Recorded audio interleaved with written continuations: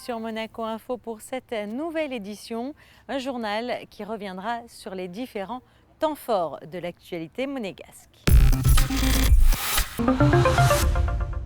Dans quelques jours, les Formule 1 feront vibrer la principauté. Où en est-on des préparatifs? Vous saurez tout dans cette édition. Dans le cadre des conférences de la Fondation Prince-Pierre, Chiara Parisi a donné une conférence sur ses visions contemporaines au pavillon Bosio. Nous nous sommes rendus à l'école de la Condamine pour suivre l'échange téléphonique entre les écoliers et le navigateur Yvan Griboval. Le 75e Grand Prix de Monaco se prépare en principauté. Résidents, commerçants, touristes, tous se préparent à fêter l'événement. Vanessa Dessy est partie à leur rencontre.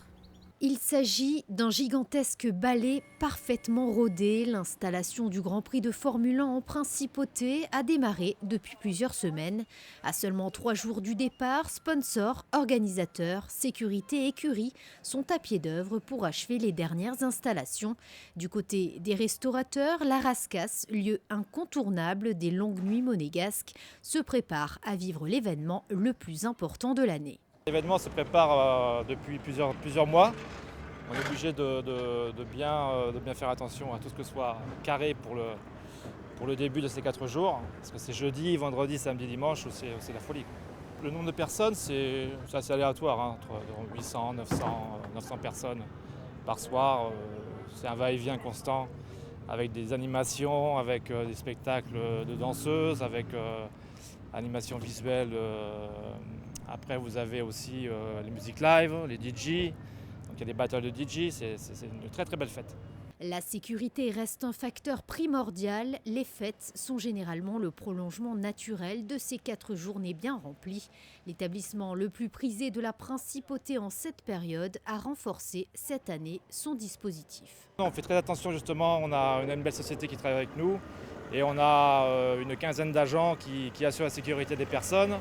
En plus cette année, nous avons aussi un barrage juste devant la Rascasse qui fait que les contrôles sont totaux et vraiment sécurisés à 100%. Des dizaines de milliers de spectateurs sont attendus en principauté afin de suivre la 75e édition du Grand Prix automobile de Monaco. Suite à présent du cycle de conférences organisé par la Fondation Prince-Pierre au pavillon Bosio. Cette fois, l'invitée était Chiara Parisi. Nous l'avons rencontrée. Elle nous livre ses visions contemporaines. Directrice des programmes culturels de la Monnaie de Paris durant 5 ans, l'Italienne Chiara Parisi était de passage en principauté pour donner une conférence sur les visions contemporaines au pavillon Bosio vendredi dernier. Le parcours de Chiara Parisi est ponctué d'importants événements comme l'organisation de la première exposition institutionnelle de Paul McCartney à Paris, qui eut un grand retentissement auprès du public, ou encore comme la plus importante exposition réalisée en France par Giannis Cornelis. Des expositions qui soulignent que l'expérience de l'art reste un mystère, Chiara Parisi ayant trouvé sa vocation très tôt, comme nous l'explique la jeune femme qui revient tout juste de Madrid, où elle vient de rencontrer l'artiste Rosa Barba, la lauréate du prix international d'art contemporain de la Fondation Prince-Pierre à la Biennale de Sao Paulo en 2016. Comme romaine, je pense que c'était un élément essentiel. Je devais avoir une vocation d'enseigner l'histoire de l'art. Et quand on dit histoire de l'art à Rome, c'est ou l'archéologie ou jusqu'au début de la Renaissance. Et je pense que c'était vraiment une nécessité d'être plus proche des artistes vivants et aussi de courir en sorte des risques. C'est beaucoup plus facile de dire que Caravaggio, c'est très facile de dire que Caravaggio est un grand artiste. Mais dire que Rosa Barba, c'est une jeune artiste de talent, ça comporte un risque que c'est plus excitant dans la vie quotidienne. Et alors pourquoi être venue en France ? Parce que c'était trop lourd, je pense, l'art moderne, l'art ancien à Rome. J'ai commencé à la Villa Médicis, là où je suis commissaire aussi pour l'art contemporain à nouveau. Et j'aimais beaucoup de la France l'idée que la culture soit une forme politique. L'intérêt de l'État, c'est aussi la vocation d'ouvrir l'art contemporain, la création contemporaine au public. Et la pédagogie, la médiation, tout ça, il y avait des centres d'art qui n'existaient pas en Italie, il y a des musées. mais pas 57 des centres d'art sans collection. Donc toute cette idée des productions, c'est intéressante. Lors de cette conférence donnée au pavillon Bosio, Chiara Parisi est revenue sur sa dernière exposition donnée à la Monnaie de Paris, celle de l'artiste Maurizio Cattelan, qui a eu un bel écho auprès du public, et sur sa première exposition organisée récemment à la Villa Médicis, dédiée à la création contemporaine. Jeunesse à présent, les petits écoliers de la Principauté ont suivi avec attention le périple du navigateur Ivan Griboval, parti de la Principauté en novembre dernier. Nous nous sommes rendus à l'école de la Condamine dans une classe de CE2 musicale pour suivre son dernier échange téléphonique avec le navigateur. Reportage Alexandra Pani, Orazio Gaggino et Gianfranco Bortolin. Comment as-tu fait pour étudier les courants marins lors de cette expédition? Bonjour, écoute, nous avons un partenariat dans le cadre de notre expédition scientifique. On a un partenariat. Ce lundi, ces élèves de CE2 ont débuté leur matinée avec un coup de téléphone pour le moins original. À l'autre bout du combiné, le navigateur Ivan Griboval les contacte depuis Carthagène en Espagne. Un événement aujourd'hui régulier pour ces jeunes élèves de l'école de la Condamine qui entretiennent une communication par satellite depuis le départ du navigateur normand en novembre dernier du Yacht Club de Monaco. Une expédition en solitaire qui vise à collecter des données océanographiques et météorologiques dans des zones maritimes peu ou pas explorées. Il a ainsi navigué à bord de l'Ocean Scientific Explorer Boogaloo dans le courant circumpolaire antarctique sous les 3 grands caps. L'occasion pour ces élèves monégasques de découvrir de manière ludique ces contrées lointaines. Lors de son départ, on a chanté une chanson. On avait fait des pancartes pour dire bon vent, bon voyage à Yvan. Et on a suivi sur une carte où il allait. On a suivi, on a lu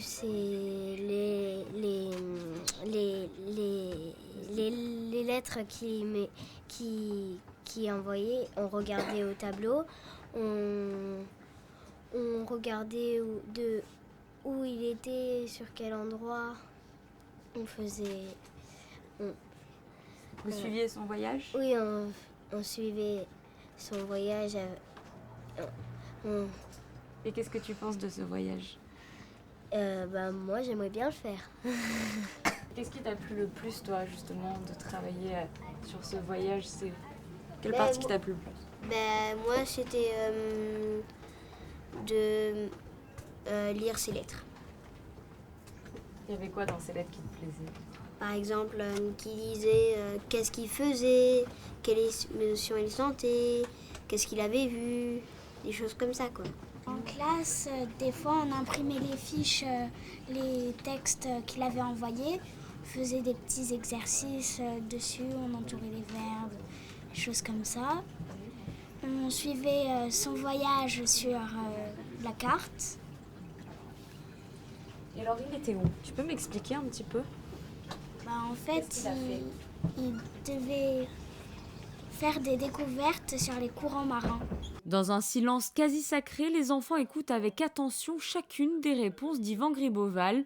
Ce projet aura permis aux 4 professeurs de l'école de la Condamine d'agrémenter d'expériences concrètes le traditionnel programme scolaire. C'est un retour très très positif parce que c'est vrai que grâce aux newsletters qu'on a reçus toutes les semaines, ça leur a permis de suivre le voyage et puis de découvrir en même temps qu'Yvan ce qu'il a pu voir en mer et puis ses relevés scientifiques surtout. Et ça a permis aux enseignants de pouvoir travailler les différentes compétences, que ce soit en mathématiques, en géographie, en sciences. Donc je pense que ça a été un plus parce que c'est la première fois qu'on a la chance de pouvoir suivre un tel voyage. Et puis nous, c'est vrai qu'on est également une école qui a le label Éco-École. Donc on aime beaucoup tout ce qui est développement durable, biodiversité. Donc ça a permis de raccrocher à notre projet ce beau voyage. Le navigateur est dans sa dernière ligne droite. Comme pour son départ, les enfants l'attendront de pied ferme le vendredi 2 juin sur le ponton du Yacht Club de Monaco et en chanson bien sûr. Océano scientifique part en Antarctique, ICO, son drapeau.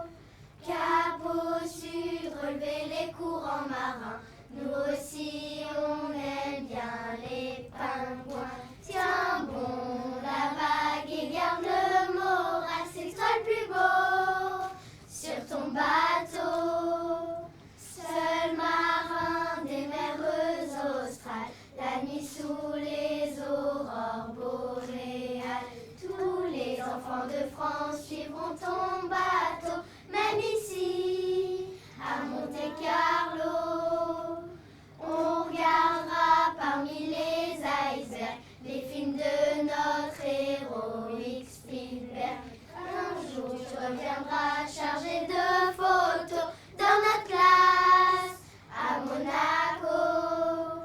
dans le reste de l'actualité en principauté. Après Monaco, le 6e Ypres vient quant à lui de se dérouler en plein cœur de Paris. Les deux pilotes Venturi ont terminé à la 8e et à la 10e place. Par conséquent, c'est la seconde fois cette saison que l'Alliance Venturi arrive au top 10. La finale du 40e Challenge Prince Régnier III de football s'est tenue vendredi dernier au Stade Louis II. Un événement qui était marqué par la présence du prince souverain. Je vous propose de faire un point ensemble sur la carte météorologique. Mardi, du beau temps en avance sur le calendrier, quelques nuages isolés, les températures oscilleront entre 19 et 24 degrés.